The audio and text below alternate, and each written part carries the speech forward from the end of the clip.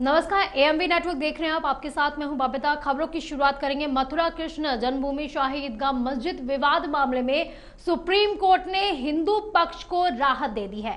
दरअसल मथुरा कृष्ण जन्मभूमि शाही ईदगाह मस्जिद विवाद केस में शाही ईदगाह मस्जिद कमेटी ने हाईकोर्ट में सभी लोअर कोर्ट में चल रहे 15 मुकदमों को ट्रांसफर करने के फैसले को सुप्रीम कोर्ट में चुनौती दी थी। साथ ही मुस्लिम पक्ष ने इस मामले में हाईकोर्ट में चल रही सुनवाई पर भी रोक लगाने की मांग की थी। सुप्रीम कोर्ट ने मुस्लिम पक्ष की इस मांग को अब खारिज कर दिया है। इससे हाईकोर्ट में सुनवाई जारी रहने का रास्ता भी अब साफ हो गया है।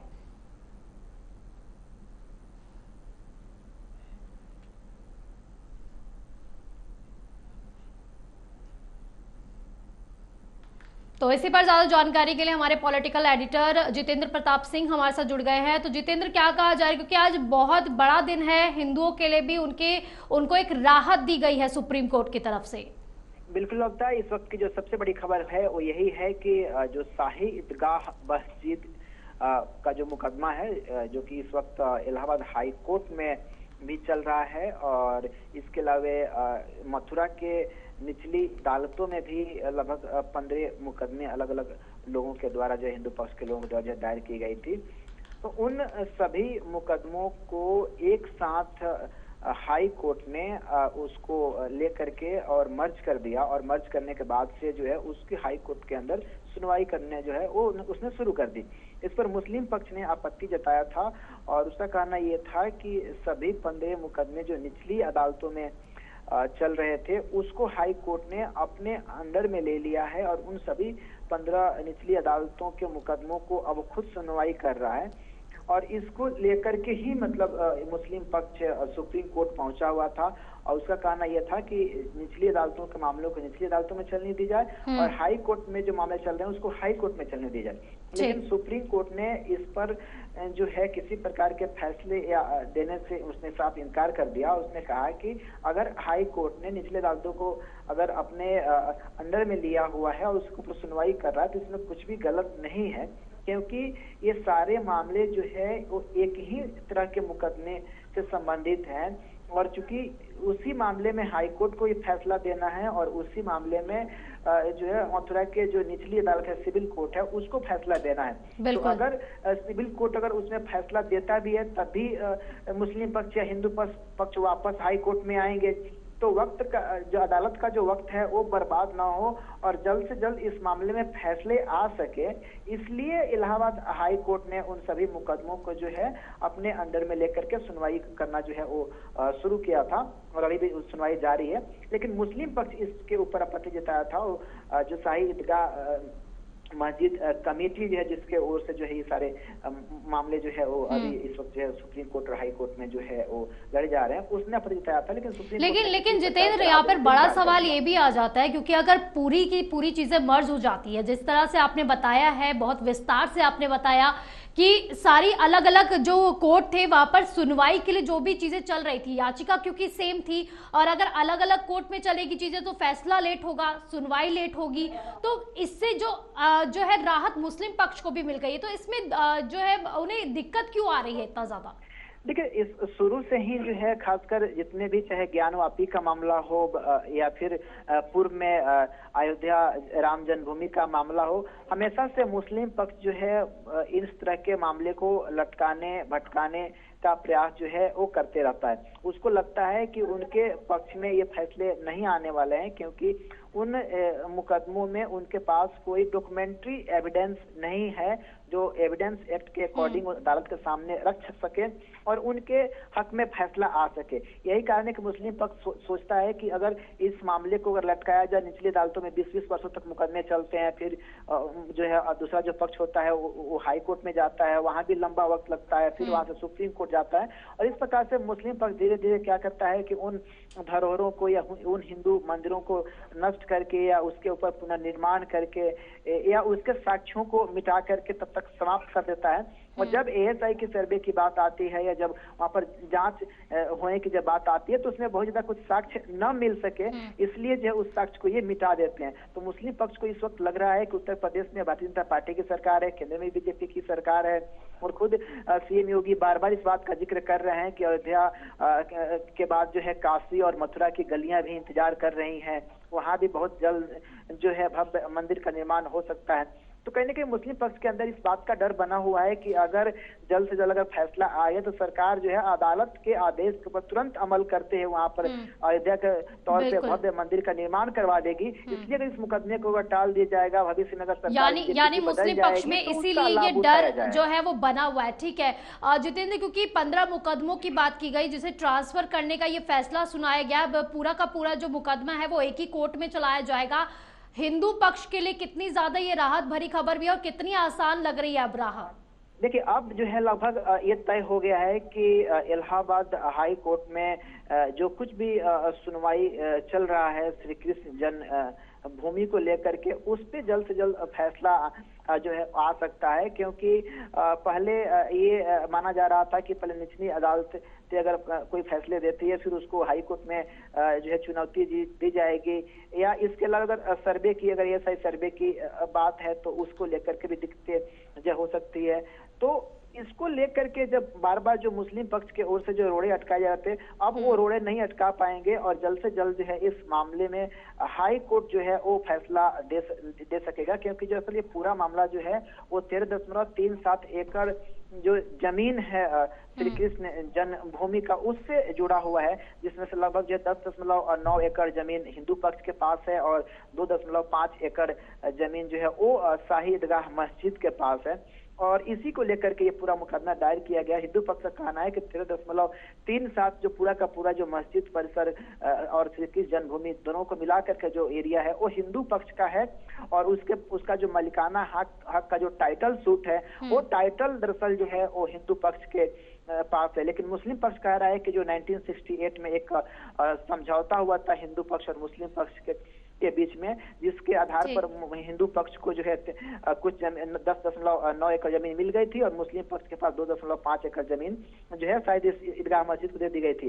लेकिन हिंदू पक्ष का कहना यह है कि जिस व्यक्ति के पास प्रॉपर्टी ट्रांसफर करने का कोई राइट था ही नहीं, आखिर वो व्यक्ति प्रॉपर्टी का बंटवारा कैसे कर सकता है, और इसी को लेकर के भी इस मुकदमे यानी विवाद काफी समय से चल रहा है। लेकिन सुप्रीम कोर्ट ने इसी बीच हिंदू पक्ष को एक बड़ी राहत देते हुए जो मुकदमे अलग अलग कोर्ट में चल रहे थे उसे एक ही कोर्ट में कर दिया है, और हिंदुओं के लिए काफी बड़ा आज दिन भी है और राहत भरी खबर भी है। बहुत बहुत शुक्रिया जितेंद्र आपका इन तमाम जानकारी के लिए।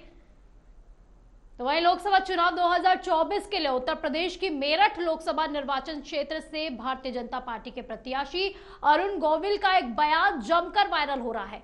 इसमें वो संविधान बदलने के सवाल पर कथित तौर पर बदलाव करना बुरा नहीं होता। अब इस पर समाजवादी पार्टी के नेता और यूपी के पूर्व सीएम अखिलेश यादव ने प्रतिक्रिया दे दी है। सपा नेता ने अरुण गोविल को प्रत्याशी बनाए जाने को बीजेपी की भूल करार दे दिया है। अखिलेश यादव ने सोशल मीडिया में लिखा कि जो लोग संविधान में प्रगतिशील संशोधन करने और मूलभूत बदलाव करने के बीच का अंतर नहीं समझते, उन्हें टिकट देकर भाजपा ने भारी भूल कर दी है। लेकिन फिर भी इससे ज्यादा फर्क नहीं पड़ेगा, क्योंकि जनता ने हर भाजपा प्रत्याशी को हराने का फैसला पहले ही कर लिया है। उन्होंने आगे लिखा कि दरअसल भाजपा संविधान को पलटकर गरीबों, वंचितों, शोषितों, किसानों, युवाओं और महिलाओं के हक और अधिकार और आरक्षण मारकर और पूंजीपतियों के हक में नीति योजना बनाकर सारा फायदा और मुनाफा अपने खेमे के कुछ गिने चुने खरबपतियों को देना चाहती है, जो चुनावी चंदे के नाम पर अपने बेशुमार फायदे का हिस्सा भाजपाइयों को दे देते हैं। सही मायनों में ये जनता से वसूली का एक तरीका है, क्योंकि कोई भी पूंजीपति अपने जेब से नहीं देता, वो तो जनता से ही वसूल कर बीजेपी को वापस कर देता है। वहीं लखनऊ में बीजेपी के घोषणा पत्र पर बोलते हुए सीएम योगी आदित्यनाथ ने कहा कि मोदी की गारंटी पर देश को पूरा भरोसा है। उन्होंने क्या कुछ कहा है आपको भी सुनाते हैं।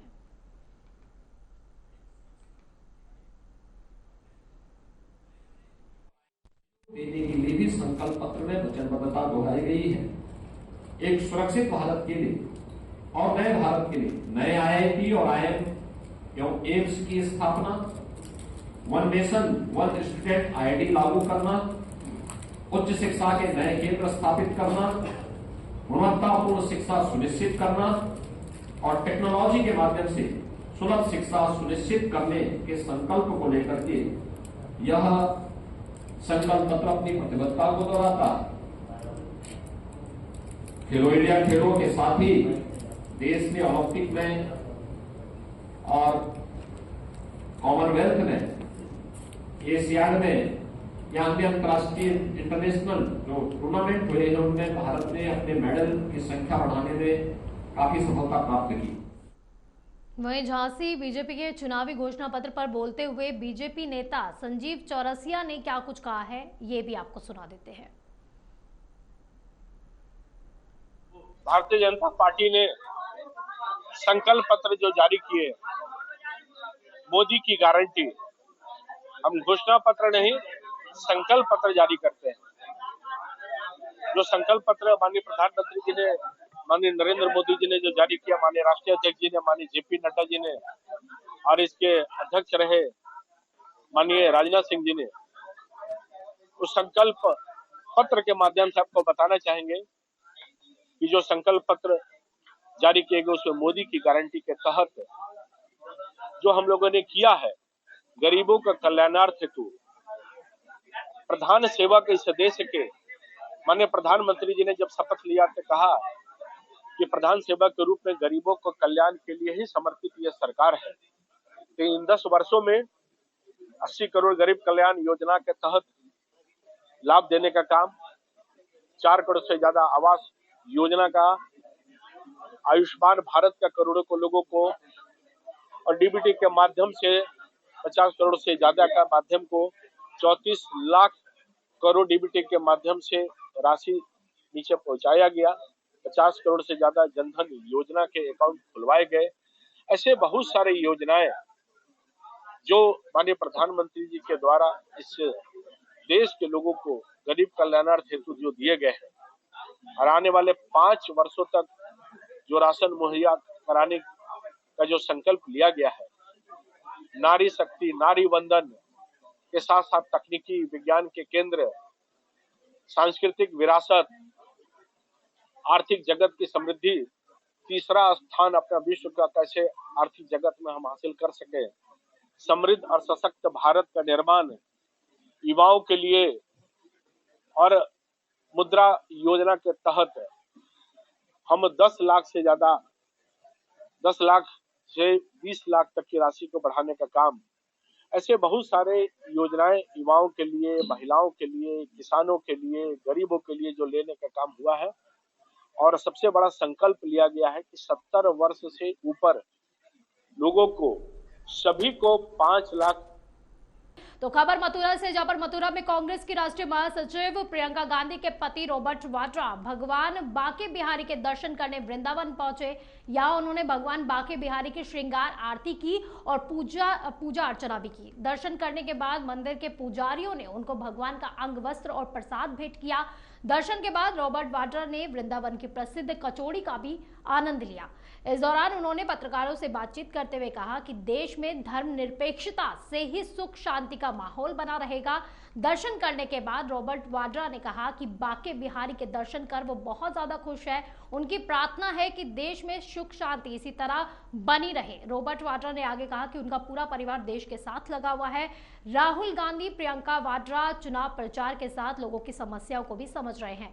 उन्होंने बताया कि चुनाव के दौरान राहुल और प्रियंका बहुत मेहनत कर रहे हैं और भगवान से प्रार्थना मैं करता हूं कि उनकी मेहनत रंग भी लाए। अमेठी से चुनाव लड़ने पर बोलते हुए उन्होंने कहा कि वहां के सांसद ने जो वादे किए वो पूरे नहीं किए। लोग मुश्किल में हैं, वो चाहते हैं कि गांधी परिवार का कोई भी सदस्य उनका प्रतिनिधित्व करे।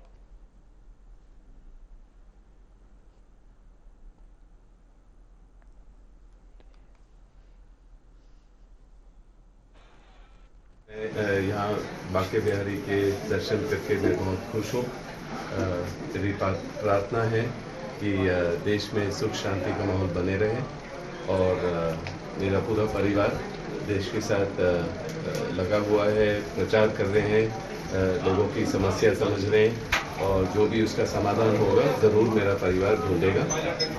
राहुल यादव की मेहनत समझे और जो मैं प्रार्थना करने आया हूँ वो सफल हो और देश के जो आवाज़ है उसको बुलंद। वहीं देश में इस समय चुनाव का माहौल है, लेकिन फतेहपुर में खुलेआम चुनाव आचार संहिता की धज्जियां उड़ाई जा रही है। यहां थाने से चंद कदम की दूरी पर कार्यक्रम का आयोजन किया गया।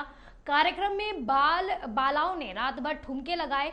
चांदपुर थाना क्षेत्र के पास कस्बे का ये पूरा मामला बताया जा रहा है, जहां पर इस कार्यक्रम का आयोजन ग्राम प्रधान ने कराया था, लेकिन पुलिस ग्राम प्रधान के कार्यक्रम में आंखें बंद किए हुए बैठी दिखाई दी।